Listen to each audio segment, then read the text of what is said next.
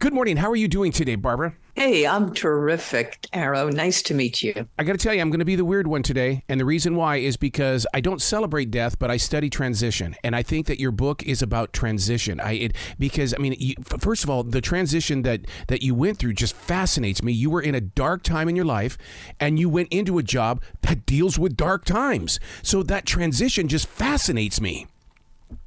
Yeah, it was a strange one. I was recovering from alcoholism and wound up getting a job investigating deaths at the medical examiner's office. Talk about doing two very, very difficult things at once. Yeah, because what you were doing with the examiner's office is what sends people in that direction that you were coming from. Absolutely. People drink because they can't stand seeing all the horror of the world, the homicides, the suicides, the terrible accidents. Yeah, there were times when I was very tempted to pick up a bottle during this strange and long career of death, despair, and destruction. The book we're talking about today is What the Dead Know. What was it like to put the words on the page? Because I do believe that those that pass or transition stay with us. Were you ever alone inside that room while you were writing? Oh, yeah, I was alone, but the memories that haunted me, the people that came back to me. When I first wrote the book, it was kind of like a collection of interesting cases. And then my editor pointed out that they needed to see me in that story. What happened to me? How did I transition? Yes. And I have to say that there were many times I was writing and I'd start crying because I could feel those people, the people whose lives I investigated, whose deaths I investigated. I could feel them back in my memory as if they still existed. Did you handwrite it out? Only because, Julia Cameron always teaches us if we type, it doesn't use the soul as deep as what we could. So did you handwrite it out first?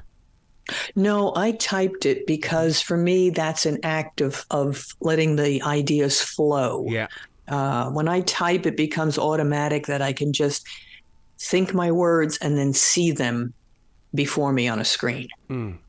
I got to come clean with you on something. I realized that you investigated deaths. I had a very good friend that was the police photographer. He did all the photography when it comes to the death. He isn't doing well. Mentally, he is not well. No, either am I. None of us are. Wow. No. Oh, God. Oh. How do you heal? I mean, because there's got to be a healing somewhere in there, Barbara. Yeah, there is. And that is by the act of creation, by creating a book, by making something of beauty. And I'm not saying my book is beautiful because there are certainly some parts in there that are mighty ugly and gritty.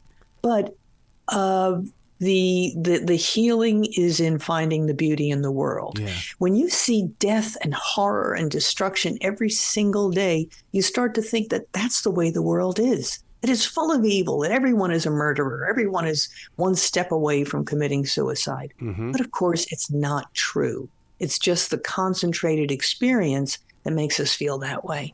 And you have to see things of beauty, music, art, theater, food, love, children, in order to wash that feeling from your head. Man, I love where your heart is. It's almost like you went to hell, but you came back. And what you're saying is, I experienced something. I'm going to share it with you. Let's see if you can learn like I did.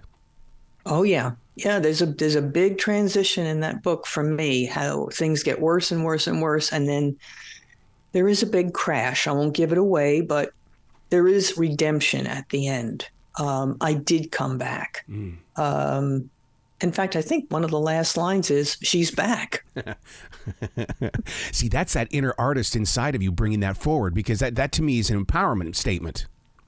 It is. It is. We're all empowered to change our lives. And I hope people learn that from the book. You can go right to the depths of hell, step in, get your foot burned, and still come out the other side.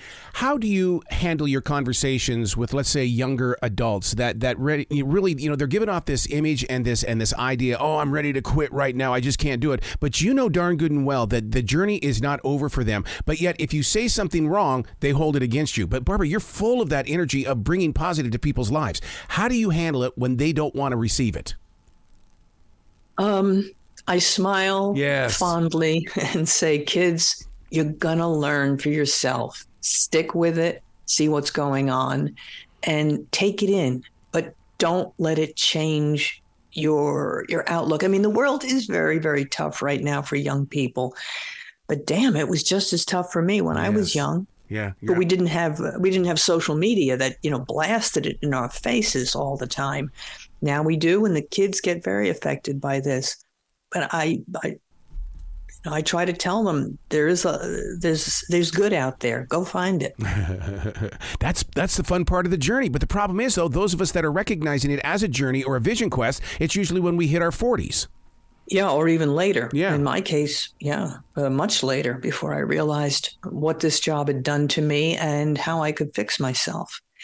And I'm not completely fixed, of course. Every day is a day of paranoia when I see when I ride the New York City subways. It's it's a scary thing. Do you turn that into fuel, positive energy? Because I mean, there are some times where it's like I think I'm creating my own negatives so that I have something to burn. Absolutely. There's a technique I learned, and that is when the negative thoughts start overwhelming you, put a half smile on your face and look up at the sky and think about the universe and the clouds, or look at a beautiful building. Just quick, change your mindset. Living in the presence of now. Did you practice that? Oh, yes, very much so. I live in the now. I live in the moment, or I try to anyway.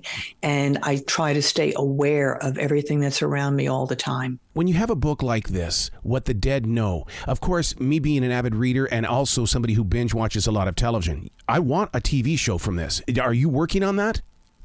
Yes, I am. Oh, my God. Yeah. There are actually 2 TV shows, one being a scripted series that's out for bid right now. There have been a few offers, and from some pretty big studios too.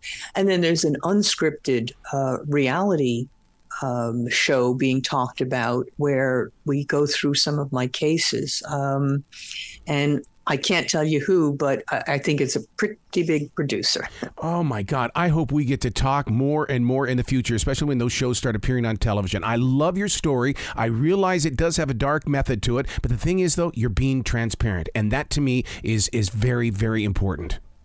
Thank you, Arrow. Appreciate that. Thank you. Please come back to this show anytime in the future.